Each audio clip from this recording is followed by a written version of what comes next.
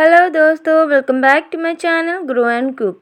तो चलो आज मैं आपके लिए लेके आई हूँ एक ऐसी चीज़ जो मैं इससे पहले भी आपको बना के बता चुकी हूँ, लेकिन इसकी खासियत क्या है ये आपको धीरे धीरे बाद में पता चलती जाएगी।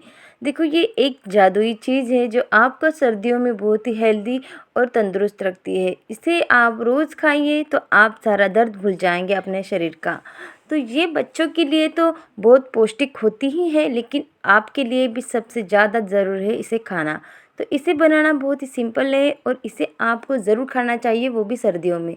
खास करके उन औरतों के लिए ये बहुत सेहत के लिए ज़रूरी है जिनकी हाल ही में डिलीवरी हो चुकी है। उनके लिए तो ये बहुत ही ज़्यादा अमृत समान है। तो चलो इसे बनाना स्टार्ट करते हैं। तो यहाँ पे मैंने थोड़ा सा काजू और बादाम को कट कर लिया था। उसके बाद यहाँ पे मैंने खजूर लिया है, वो भी गिला वाला। तो इनको हमें अब करना है रोस्ट।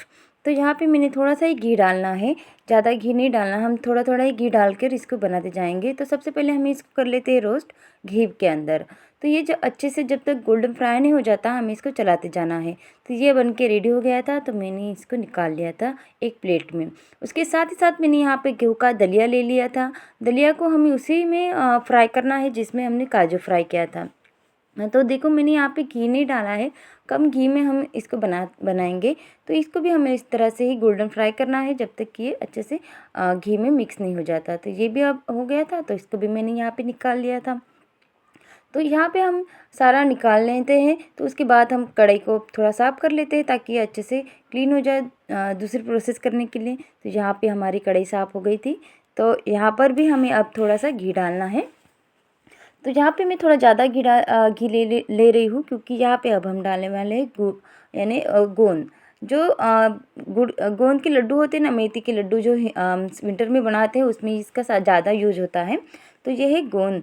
तो इसको अब हमें यहाँ पे पूरी तरह से फ्राई होने देना है। जैसे ही ये हम घी में डालेंगे ना, ये पूरी तरह से इस तरह से फूलने लग जाता है।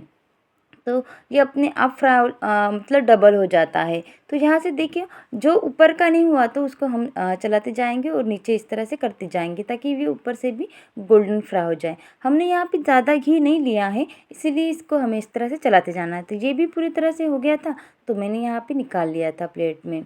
तो उसके बाद हम क्या करेंगे, थोड़ा सा ही घी हमने यहाँ पे लिया है, थोड़ा थोड़ा ही घी में हम बनाते जाएंगे। जो भी हमने दलिया रोस्ट कर लिया था और काजू रोस्ट कर लिए थे, इसमें डाल दिया था। तो दलिया की खासियत होती है। तो यहाँ पे हम पानी से पकाएंगे। सबसे पहले मैंने यहाँ पे एक कप पानी डाल दिया था।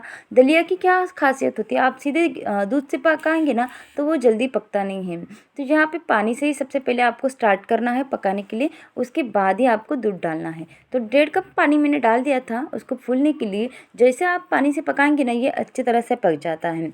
लेकिन जब दूध डालते हैं तो वो थोड़ा सा वक्त लेता है।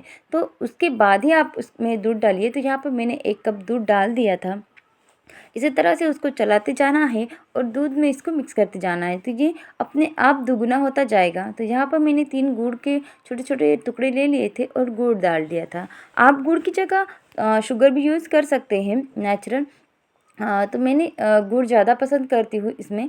तो गुड़ क्या है, सर्दियों के लिए बहुत हेल्दी होता है। तो यहाँ पे हमने जो गोंद लिया था उसको मिक्सी में पीस लेना है इस तरह से, या आप हाथ से भी बारीक कर सकते हैं और इस हलवे में मिक्स कर लेना है।